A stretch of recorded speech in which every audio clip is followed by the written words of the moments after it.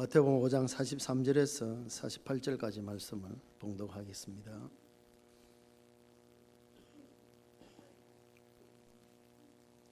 마태복음 5장 43절에서 48절까지 말씀입니다. 제가 봉독하겠습니다. 또 내 이웃을 사랑하고 내 원수를 미워하라 하였다는 것을 너희가 들었으나 나는 너희에게 이르노니 너희 원수를 사랑하며 너희를 박해하는 자를 위하여 기도하라. 이같이 한즉 하늘에 계신 너희 아버지의 아들이 되리니 이는 하나님 그 해를 악인과 선인에게 비추시며 비를 의로운 자와 불의한 자에게 내려주심이라. 너희가 너희를 사랑하는 자를 사랑하면 무슨 상이 있으리요? 세리도 이같이 아니하느냐? 또 너희가 너희 형제에게만 무난하면 남보다 더하는 것이 무엇이냐? 이방인들도 이같이 아니하느냐? 그러므로 하늘에 계신 너희 아버지의 온전하심과 같이 너희도 온전하라. 아멘. 할렐루야. 찬양대 찬양하겠습니다.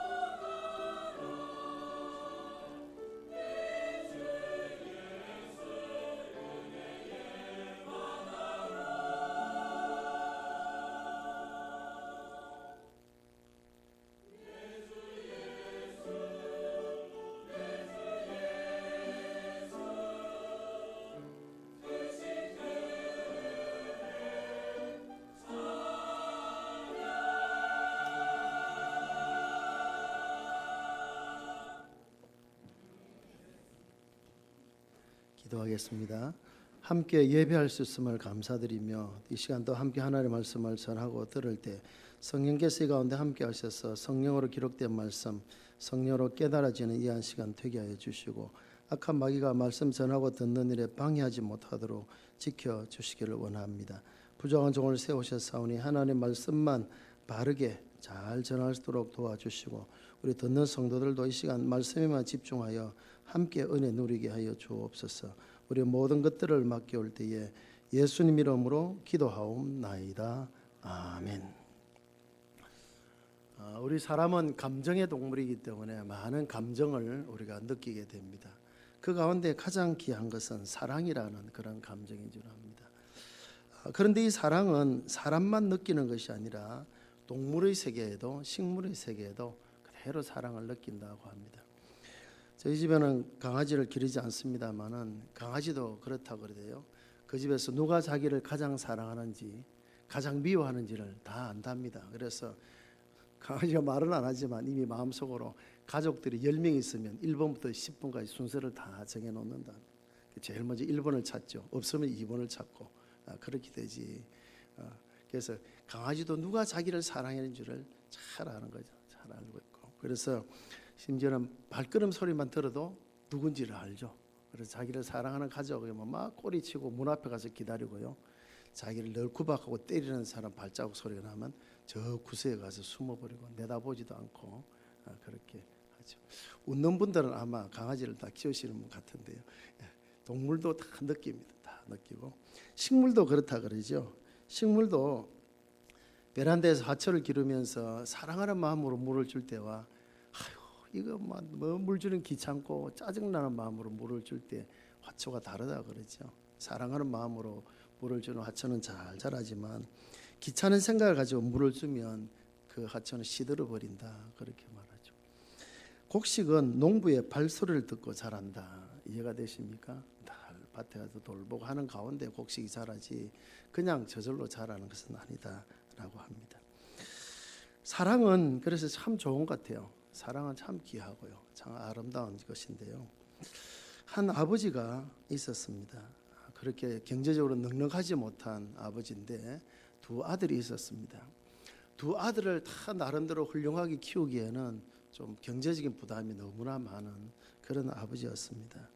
그런데 마침 부유한 형님 댁에는 자식이 없었기 때문에 아들 하나를 양자로 달라 형님이 그렇게 요구를 했습니다. 아버지는 고민 끝에 결국 첫째 아들은 이제 어느 정도 컸고 자기 앞가림도 할 수 있고 또 똑똑하고 그래서 보내도 누가 되지 않겠다 생각을 해서 큰 아들을 형님 집에 양자로 보냈습니다.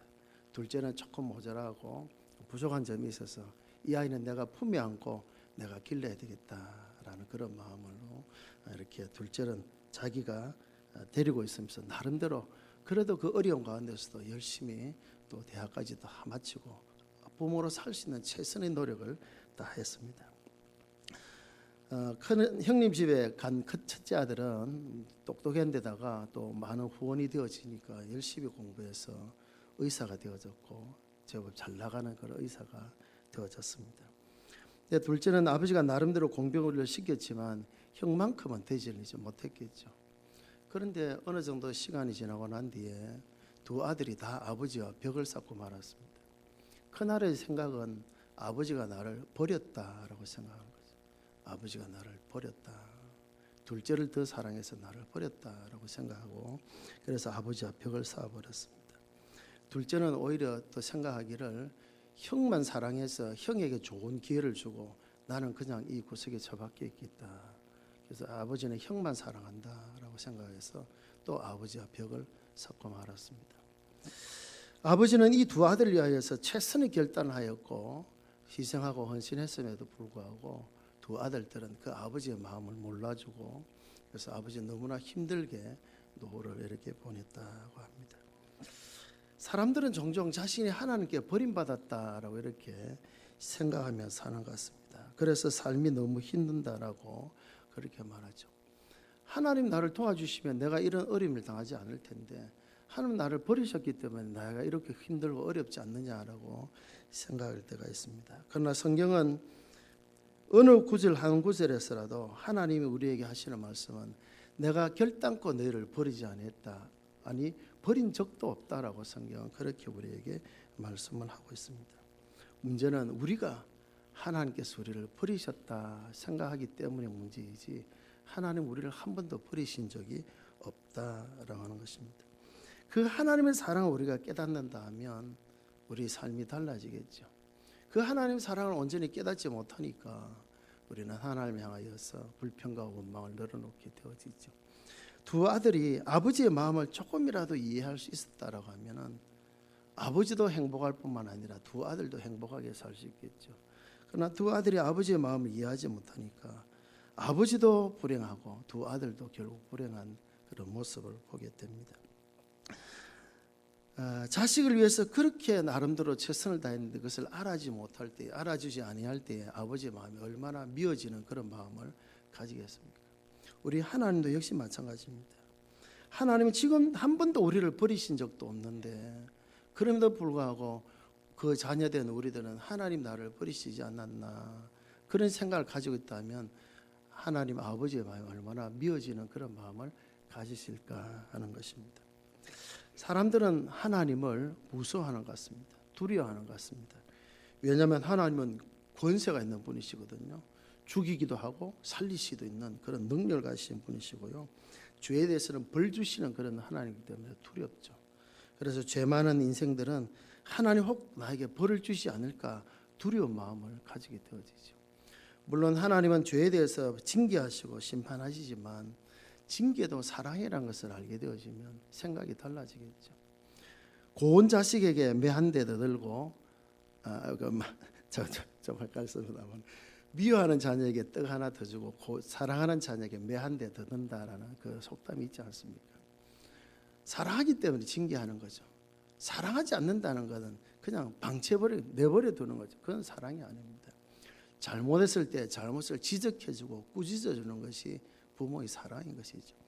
그것을 이해하지 못하니까 자녀 입장에서는 부모가 무섭고 두렵고 싫고 미워지고 이렇게 되는 거죠. 그러나 그 사랑을 바로 깨닫는다 하면 달라지겠죠. 그래서 그런 것 같습니다. 어릴 때는 막 하다가 결혼해서 자식 낳고 보면 부모님 사랑을 알고 그때 부모님 그래서 그랬구나. 그래서 자녀가 쏙 썩이면 그렇게 말하죠. 니도 니 같은 자식 똑같은 자식 낳아놓고 한번 해봐라. 내 마음 알 거다. 그렇게 말하기도 하는데요. 하나님 우리를 늘 사랑하십니다. 우리가 그것을 깨닫지 못해서 그렇지 하나님 우리를 항상 사랑하시고 은혜 주시는 그런 분이시죠. 하나님은 우리를 정말 사랑하셨습니다. 이처럼 사랑하셔서 독생자를 주셨다. 하나밖에 없는 아들을 우리에게 내어주실 정도로 하나님 우리를 사랑하신 그런 분이십니다. 그 사랑을 안다면 우리가 두려움이 없다라는 것이죠. 부모가 내가 잘못할 때마다 매를 때리고 야단치고 막 불호령을 내리고 하는 것 그것만 보면 부모가 두렵죠. 그러나 왜 부모가 나에게 이렇게 할까라는 것을 알면 오히려 그것이 두려움이 아니라 사랑을 느끼게 되는 그곳에 늘 밤늦게 기가합니다. 호통이 떨어지고 불온이 떨어지고 막 그죠. 왜 그렇겠습니까? 걱정되니까 밤에 혼자 다니다가 무슨 일을 만날지 모르니까 어떤 봉변을 만날지 모르니까 부모는 걱정이 되는 거죠. 들어올 때까지 걱정하지 않습니까? 막 들어왔을 때 부모의 표현이 바로 그거지 않습니까? 왜 좀 일찍 안 다니느냐? 이 사랑하기 때문에 하는 말인데 모르면 부모가 날 간섭만 하고 뭐 한다고 그렇게 불평하게 돼요. 그러나 그걸 알면 그것이 두려움이 아니라 부모님 나를 사랑해서 저렇게 말씀한 걸 알면 두려움이 없어지는 거죠. 사랑을 이해를 못하니까 두려움이 되는 거죠.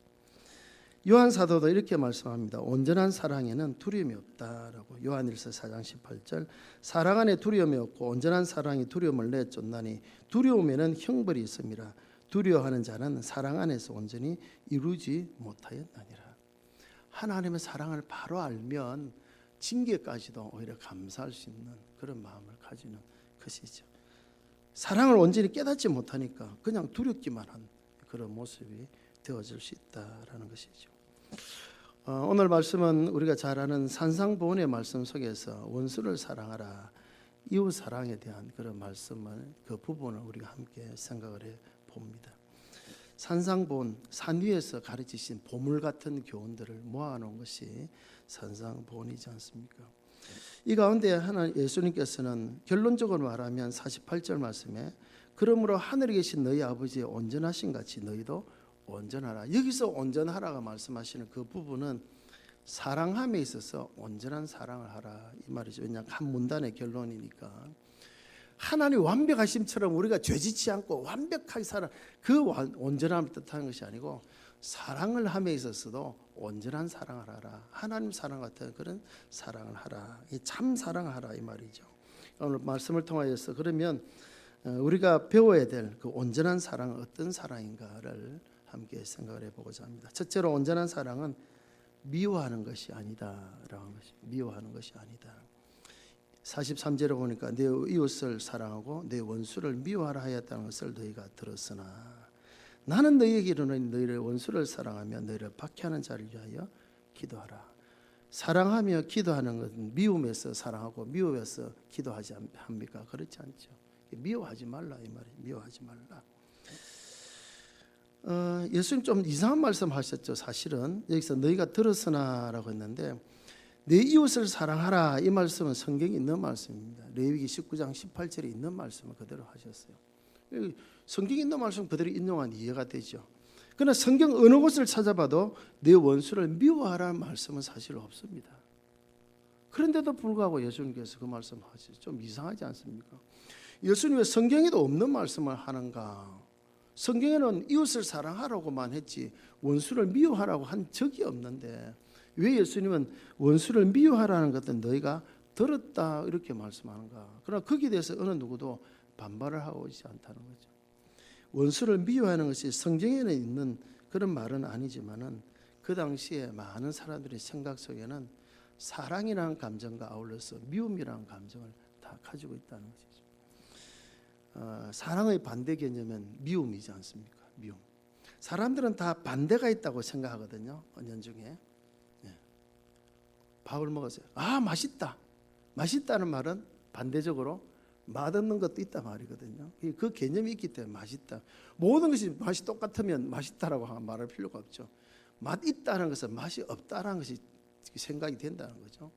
그 다음에 아 예쁘다 이렇게 하면 안 예쁜 것도 있단 말이거든요.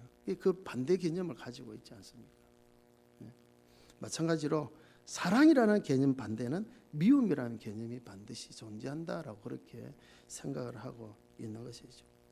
어떻게 보면 미움이라 하는 것이 죄성에서부터 나온 생각인데요. 그래서 아이들도 그렇잖아요. 아이들이 뭘 알겠습니까? 모르는 그 아이들도요. 좀 크면요. 그냥 만나기만 하면 싸워요. 보면 막 다투고 막 그렇죠. 막 욕심 부리고 막 서로 막 장난감 서로 가지려고 그러고 막 그런 거 미워하는 이제 그런 마음이겠죠. 뭐 그런 일이 없겠지만은 어떤 집에는 엄마가 큰 애는 사랑하면서 작은 애는 덜 사랑한다든지 뭐 이런 것도 있지 않습니까? 그렇죠? 편애하는 이런 것들. 사람은 언제부터인가 사랑은 생각하면서 자연스럽게 또 미움을 또 표현하는 그런 모습들을 보게 됩니다. 성경에서는 미워하라는 그런 말이 없습니다만 그 당시에 유대 사회는 이웃 사랑과 아울러서 원수를 미워하는 것은 보편적인 그런 생각이었던 것 같습니다. 당시에 쿰란에 하나님이 선택하신 자라는 이름을 붙인 공동체가 있었습니다. 이 공동체 사람들은 자기들 나름대로는 믿음을 잘 지키고 소위 남은 자 사상, 남은 자. 이 세상에 다 죄악 가운데 물들어가지만 우리들만은 말씀을 지키는 자들이다. 우리들만이 하나님의 선택받은 자들이라고 하는 그런 특별한 선민사상을 가진 자들인데요. 그 규율 속에 이런 내용이 있었다고 합니다. 우리 공동체에 있는 사람은 무조건 사랑해야 된다. 그런데 외부인들은 미워하라. 그런 말이 있었다고 합니다. 그런 것이 있었대요. 그런데 그것이 그 공동체 안에서만 사람뿐만 아니라 그 당시 유대인들이 가진 잘못된 선민사상이 그렇지 않습니다. 우리는 아브라함의 혈통을 타고 태어난 그런 선민을 받은 택함 받은 민족이다. 이방인은 개와 같이 취급하고 예수님 수르보니 여인이었어서 내 딸이 좀 고쳐달라 할 때 주인의 상에 떨어지는 주인의 상에서 음식을 취하여 개들에게 주임이 마땅치 않다. 오히려 이방인을 개와 같이 취급하는 그 당시 상황 그대로 말씀하신 것이죠. 그런데 그 여인이 개도 주인의 상에서 떨어지는 음식을 먹지 않습니까? 그 믿음을 보시고 예수님이 고쳐주지 않습니까? 그 예수님이 그렇게 생각하셨다는 거죠. 그 당시에 모든 보편적인 사람이 다 그렇게 생각했다는 거죠. 그렇게 생각했다. 이방과 결혼한 사방이라는 사람들을 유대인들은 상종도 하지 않고 사람 취급을 해주지 않았지 않습니까? 이방인들과 결혼했다고 했어. 그래서 결국 사마리아인들과 유대인들 원수같이 지냈지 않습니까? 그러니까 사랑할 대상이 있는 반면에 미움의 대상이 반드시 존재한다고 그렇게 생각을 해서 이웃은 사랑하지만 원수는 미워해야 되는 것이 당연한 것으로 그렇게 생각을 했습니다. 그런데 예수님은 그 원수들도 사랑하고 오히려 기도해 주라고 그렇게 말씀을 하고 있는 것입니다. 이것이 온전한 사랑이라는 것입니다. 온전한 사랑. 온전한 사랑은 미움이 없어야 된다. 미움이 없어야 된다는 것이죠. 어떤 한 회사의 벽에 이런 글귀가 적혀 있습니다. 인간관계에서 성공하려면 그것이 큰 주제고요. 그 인간관계에서 성공할 수 있는 11가지를 제시를 하고 있습니다. 첫째로는 기분 좋게 웃어라. 사람을 만날 때마다 기분 좋게, 반대로 기분 나쁘게 웃는 것도 있죠. 그렇게 해서는 기분 좋게 웃어라. 항상 산뜻하고 깨끗하라. 화내지 말라. 논쟁을 피해라. 단점을 발견하려고 애쓰지 말고 뻔뻔스러운 사람이 되지 말라. 돈을 빌리거나 빌려주지 말라. 새로운 일에 반대자가 되지 말라. 거만하게 행동하지 말라. 거짓말하지 말라. 남을 놀리거나 빈정대지 말라. 이 11가지를 제시를 하죠. 그러면서 인간관계를 성공하면 이렇게 해야 된다. 그런데 참 쉽지 않지 않습니까? 다 어렵죠. 그렇게 하기가. 그래서 마지막 그렇게 이야기합니다. 이렇게 할 수 있는 비결은 오직 한 가지인데 끊임없이 사랑하고 용서하는 것이다. 이렇게 기록이 되어 있다고 합니다. 끊임없는 사랑과 용서가 없으면 이런 것들을 실천하기가 어렵다는 것이죠. 그러니까 보통 생각으로는 다 그래요. 우리가 사람을 보면 그렇지 않습니까? 장점보다는 단점이 먼저 보이고요. 조금만 이라도 빈정거리고 그렇게 되는 것이 있지 않습니까? 그런 마음을 가져서는 안 된다는 것이죠. 어떤 사람 그렇게 말합니다. 불의를 보고 어떻게 참을 수 있느냐라고 말합니다만은 불의는 미워할지언정 그 사람은 미워해서는 안 된다. 성경 그렇게 말씀하죠. 사람을 미워한다는 그 자체가 또 하나의 불의가 되어집니다. 산상보훈 바로 앞에 이 5장인데 5장과 앞부분에 21절부터 보면 예수님께서 살인과 간음에 대한 십계명에 나오는 살인과 간음에 대한 것을 다시 해석해 주셨습니다. 행동으로 나타나지 않으면 죽이지 않았고 간음하지 않았다라고 생각함에 있어서 예수님 뭐라고 합니까? 형제에 대해서 노하는 자마다 심판을 받고 라가라고 욕하는 자는 공에 잡히게 되고 미련한 놈이라 하는 자는 지옥불에 들어가게 된다는 거죠. 지옥 들어가게 된다. 그리고 여자를 향하여 음욕을 품고 보는 자마다 이미 간음하였다. 행동을 옮기지 않아도 마음에 그런 마음만 가지더라도 이미 간음한 것 같다는 거죠. 미워해서 내뱉는 한마디가 이미 그 사람을 살해한 것과 같다라고 말씀하셨다는 것이죠. 미워하여 내뱉는 말, 미워하는 마음이 내 마음에 있는 그 자체가 이미 살해한 것과 같다라고 성경 그렇게 말씀을 하고 있다라는 것입니다.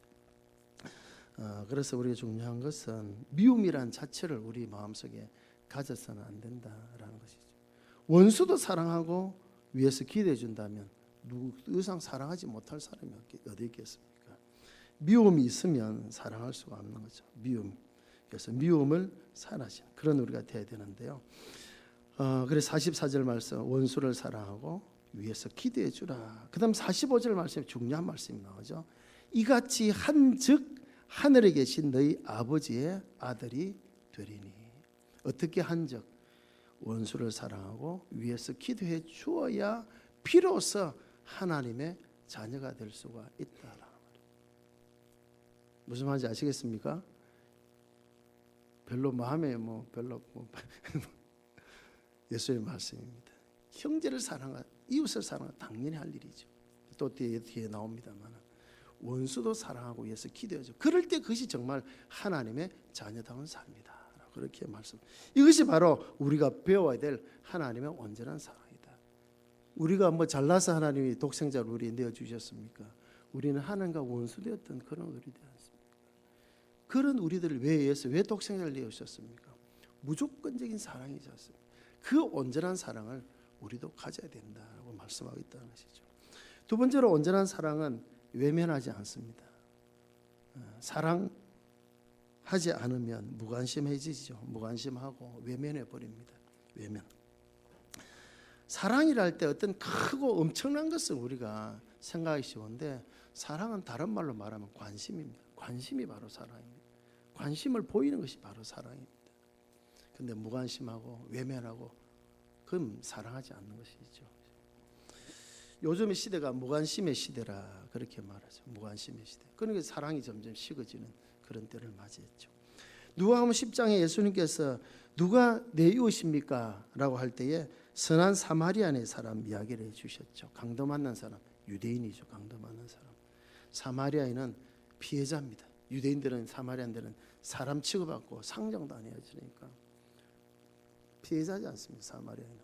그런데 그 강도 만난 자를 볼 때 외면하지 않았습니다. 무관심하지 않았습니다.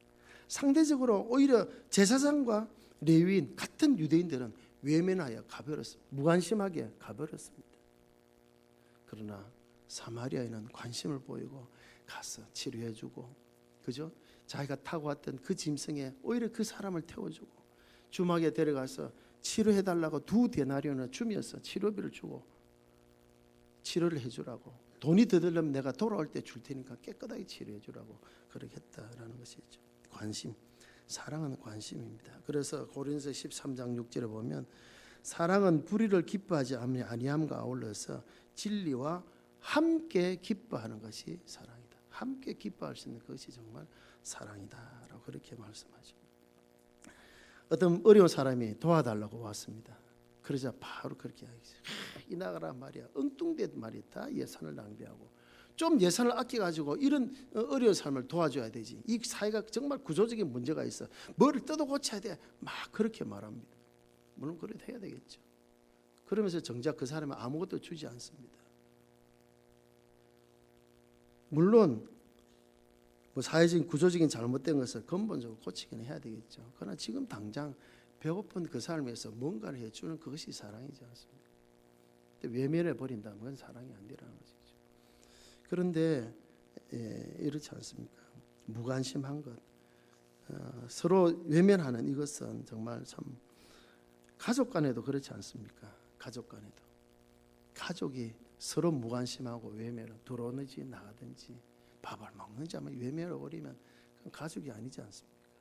가족은 어쨌든 서로 관심을 보이고 서로 돌아보임이 필요한 것이죠. 우리 교회도 역시 마찬가지입니다. 주 안에서 한 가족된 그런 의리에서 성도들 사이에서도 서로 관심, 그죠? 서로 참 이렇게 외면하지 아니하는 그런 모습들이 우리에게 있어야 된다라는 것을 우리가 생각하게 되어집니다. 외면, 하나님은 우리를 외면하지 아니하십니다. 하나님 우리를 외면하지 아니하셨습니다. 하나님 지금도 우리를 향하여 바라보고 계시고 우리 일거수일투족을 보고 계시는 분이시죠. 물론 그렇기 때문에 우리가 두려워서 함부로 죄짓지 않는 그런 것도 있습니다만 하나님 왜 우리를 한순간도 외면하지 않고 바라보십니까? 우리 사정과 형편을 따라 때를 따라 도우시기 위해서 지금도 우리를 바라보시는 그런 분이시다라는 것을 우리를 기억을 해야 되는 것입니다. 하나님은 선인에게 빛을 비추시다가도 악인에게도 외면치 아니하시고 그 빛을 그대로 비추십니다. 하나님은 어려운 자에게 비를 내려주시다가도 악인들이 있다고 해서 비를 거두시는 것이 아니라 똑같이 비를 내려주시는 외면치 아니하시는 분이시죠. 그래서 하나님은 사랑이 하나님, 그 온전한 사랑이다. 우리도 이런 온전한 사랑을 가지는 그런 우리가 되어져야 되겠습니다. 45절 하나님 그 해를 악인과 선인에게 비주시며 비를 어려운 자와 불의한 자에게 내려주심이라. 악인이라고 불의한 자라고 외면하지 않는 그 사랑이 온전한 사랑이다라고 말씀하고 있다는 것이죠. 마지막 세 번째로 온전한 사랑은 희생하고 헌신하는 것입니다. 희생하고 헌신하는 것. 무엇을 하지 않는 것도 중요하죠. 해서는 안 될 일을 하지 않는 것도 중요하죠. 미워하는 것 안 하는 것, 무관심한 것 안 하는 것, 그것도 정말 해야 될 일입니다만 더 적극적인 것은 무엇을 하느냐가 더 중요하다는 것입니다. 미워하지 않고 사랑하고 외면하지 않고 관심을 보이는 것도 귀한 일입니다만 참 사랑은 오히려 그 사랑을 적극적으로 실천하는 것이 참 사랑이다. 우리 하나님의 사랑이 바로 그런 사랑이었습니다. 하나님은 사랑이시다. 요한일서에 그렇게 말씀하는데 그 사랑이 말로만 입으로만 사랑이 아니라 정말 실천하신 사랑, 독생자를 주신 그 사랑, 이보다 더 큰 사랑이 없다. 그래서 그렇게 말씀하지 않습니까? 사랑하면 행복해지죠. 사랑받아도 행복해지고 사랑하면 행복해지죠. 그래서 사랑한다는 것은 말로만이 아니라 배려와 행동, 바로 이런 것들이 사랑이지 않습니까? 그게 참 귀하죠. 우리들을 성도라고 그렇게 부르십니다. 성도란 거룩한 무리, 다시 말해서 구별된 자들이라. 우리는 구별된 자들입니다. 구별된 자들. 우리는 사는 것은 평범해 보여도 살아가는 삶은 달라야 된다는 거예요. 달라야 된다. 비록 우리가 이 세상 속에 살아가지만, 섞여 살아가지만, 같아 보이지만 우리는 다르게 살아야 된다라고 하는 것입니다. 그래서 구별된 사람들로 우리를 부르셨다는 것입니다. 사랑에 차별성이 있어야 됩니다. 그러면 차별을 해야 되는, 조금 전까지만 하더라도 이웃과 원수를 차별해서는 안 된다 말해놓고 지금 와서는 또 차별성을 가져야 된다니까. 야, 그럼 앞뒤가 맞지 않지 않느냐라고 말할 수 있습니다만, 사랑의 대상은 차별을 둬서는 안 된다는 거예요. 사랑의 대상은 차별을 둬서는 안 된다. 그러나 사랑을 행함에 있어서는 차별성을 가져야 된다. 차별해서는 안 되지만 차별성은 가져야 된다는 것이죠. 그렇게 이제 계속 말씀하죠. 46절. 너희를 사랑하는 자를 사랑하면 무슨 상이 있으리요? 너희 형제에게만 무난하면 남보다 더하는 것이 무엇이냐? 세리도 이같이 하고 이방인도 이같이 하지 않느냐? 그럼 뭐가 다르냐? 뭐가 차별성이 있느냐는 것이죠. 우리는 달라야 되는데 그 뭐가 다르냐는 뭐가 다르냐? 사랑하는 자에게 사랑하는 것 당연히 할 일이지만 사랑하지 않는 자도 사랑하는 것. 형제에게만 무난하는 것이 아니라 그렇지 않는 자에게도 무난한 그런 차별성을 가지고 있어야 된다. 그럴 때 우리가 정말 성도가 되어진다라고 하는 것입니다. 원수가 줄이거든 먹이고 목마르거든 마시우라고 오히려 로마서 12장의 바울 사도는 그렇게 우리에게 말씀하고 있지 않습니까? 우리 그리스도인들은 세상 속에서 부르심을 받은 자들입니다. 부름받은 자들. 에클레시아 말은 밖으로 불러내었다. 부름받은 자들이라는 뜻이거든요. 에클레시아 교회라는 뜻인데요. 밖으로 가려 불러내었다. 우리는 부름받은 자들입니다. 세상 속에서 하나님 자녀로 부름받아 택감받은 자들입니다. 그런데 성경은 우리를 부르실 뿐만 아니라 이제 우리를 다시 세상으로 보내신다고 그렇게 말씀합니다. 요한복음 20장 22절 21절 아버지께서 나를 보내신 같이 나도 너희를 보내노라. 이제 세상으로 다시 보내신다. 우리를 보내신다. 보낼 때 그냥 보내는 것이 아니라 우리에게 사명을 주셨다는 것입니다. 그걸 소명이라 그렇게 말합니다. 소명의식을 가져야 된다. 소명이라면 어떤 교육자가 되고 목사가 되고 그때만 소명을 받는다. 그는 그에 대한 소명이고요. 우리 모든 사람이 누구에게나 동일하게 주신 소명이 있습니다.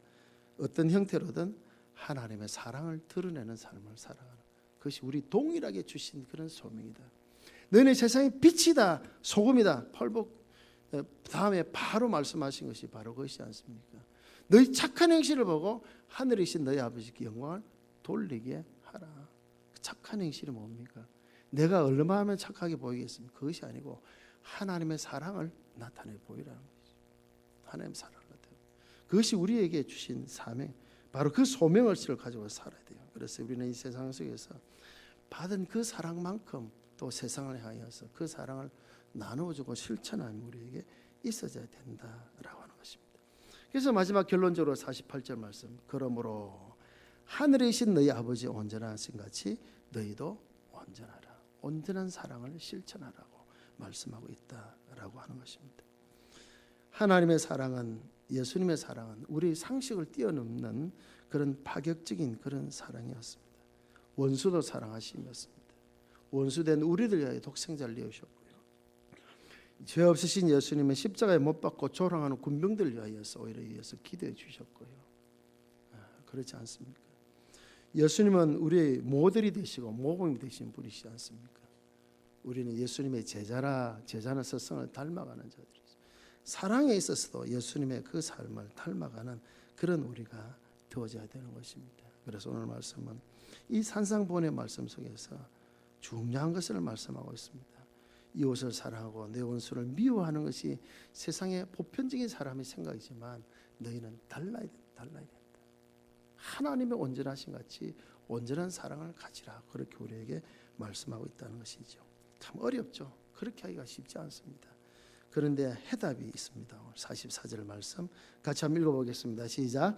나는 너희에게 이르노니 너희 원수를 사랑하며 너희를 박해하는 자를 위하여 기도하라. 할렐루야.